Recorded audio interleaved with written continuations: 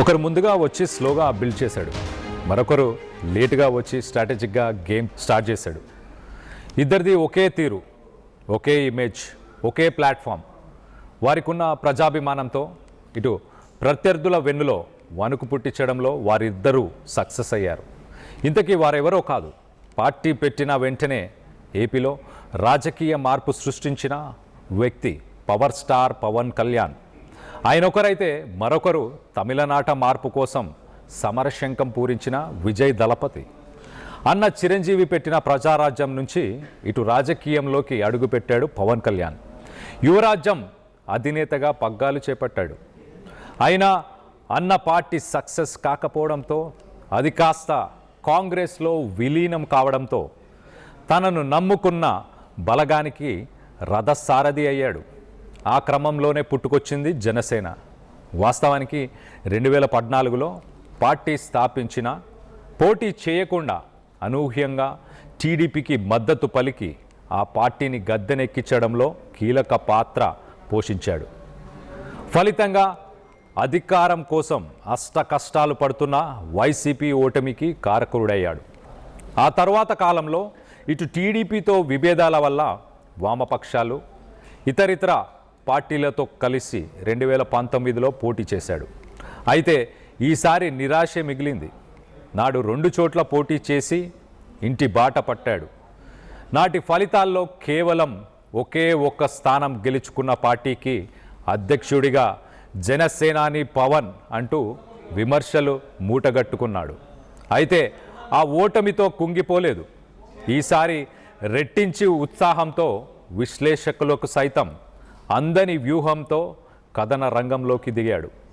విభేదాలు తలెత్తిన పార్టీతోనే మళ్ళీ జతకట్టాడు. ఇటు చంద్రబాబు సీఎం అయితేనే రాష్ట్రం సుభిక్షమంటూ నినాదాలు ఎక్కుపెట్టాడు. టీడీపీతో పొత్తు పెట్టుకున్న జనసేన ఇటు 2024 ఎన్నికల్లో పోటీ చేసిన అన్ని స్థానాల్లో విజయం సాధించి దేశ రాజకీయాల్లోనే సంచలనం సృష్టించింది. 21 స్థానాల్లో పోటీ చేసి 100% స్ట్రైక్ రేట్ అందుకున్నాడు పవన్. ఫలితంగా తమ నాయకుడిని సీఎంగా చూడాలన్న జన సైనికుల ఆశను ఇటు డిప్యూటీ సీఎం రూపంలో మంత్రి పదవి పొంది వారి ఆశలను సజీవంగా ఉంచగలిగాడు. 2024లో ఇటు పవన్ అనుసరించిన వ్యూహానికి అందరి మతులు పోయాయి. జైల్లో ఉన్న చంద్రబాబుని పరామర్శించి అదే రాజమండ్రి జైలు వేదికగా తన మద్దతు పలికి కొన ఊపిరితో కొట్టుమిట్టాడుతున్న టీడీపీకి సంజీవనిలా నిలిచాడు.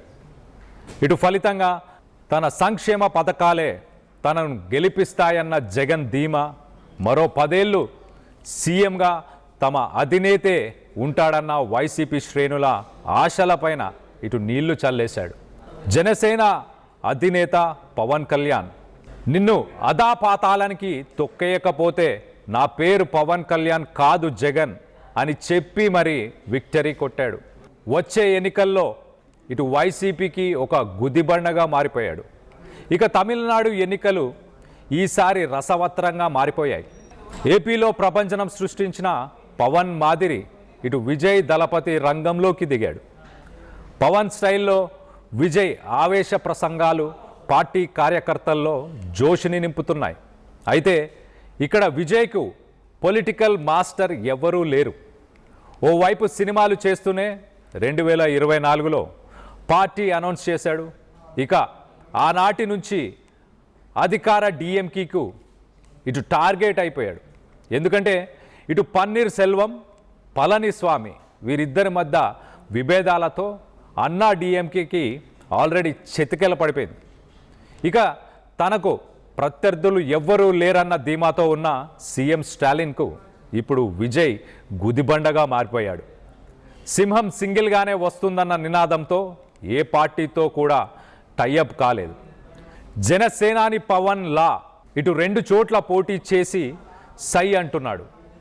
సీఎం స్టాలిన్ పక్కా నియోజకవర్గమైన ఇటు పెరంబూర్ నుంచి, అలాగే తిరుచి ఈస్ట్ నుంచి బరిలోకి దిగాడు. యూత్లో భారీ ఫాలోయింగ్ ఉండటంతో ఇటు అర్బన్ ప్రాంతమైన పెరంబూర్ను విజయ్ ఎంచుకున్నారని అలాగే మిక్స్డ్ ఓటర్స్ కుల ప్రాంతీయ రాజకీయాల తక్కువగా ఉండే తిరుచి ఈస్ట్ను రెండో చోటుగా ఎంచుకోవడానికి కారణాలని ఇటు పొలిటికల్ అనలిస్టులు చెప్పుకొస్తున్నారు. తమిళనాడు వ్యాప్తంగా ఇప్పుడు విజయ్ పార్టీ 234 స్థానాల్లో పోటీ చేయడంతో రాబోయే ఫలితాలు ఆసక్తికరంగా మారాయి.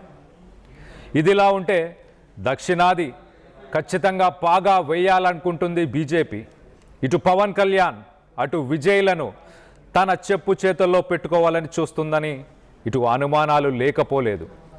రాబోయే రోజుల్లో ఏపీలో జనసేన పార్టీ ఉండదని, అది కాస్త బీజేపీలో విలీనమై ఏపీ బీజేపీ సీఎం క్యాండిడేట్గా ఇటు పవన్ ఉండబోతున్నారనే ప్రచారము జరుగుతుంది. అందుకే ఇప్పటి నుంచి బీజేపీ డైరెక్షన్లో పవన్ నడుస్తున్నారని, ప్రధానమంత్రి మోదీ వద్ద పవన్కు పెద్దపీట వేసేది అందుకేనన్న విశ్లేషణలు జోరందుకున్నాయి. ఇక తమిళనాడులో విజయ్ బీజేపీల బంధం విషయానికి వస్తే ఇటు కరూర్ ఘటనను ఇక్కడ చాలా సీరియస్గా తీసుకోవచ్చు. కరూర్ సభలో 41 మంది చనిపోవడానికి కారణం విజయేనంటూ అధికార డిఎంకే ఈ విషయాన్ని సిబిఐ చేతుల్లో పెట్టేలా చేసింది. దీంతో విజయ్ జుట్టు కేంద్రంలోని బీజేపీకి వెళ్ళిపోయిందన్న మాటలు వినవచ్చాయి.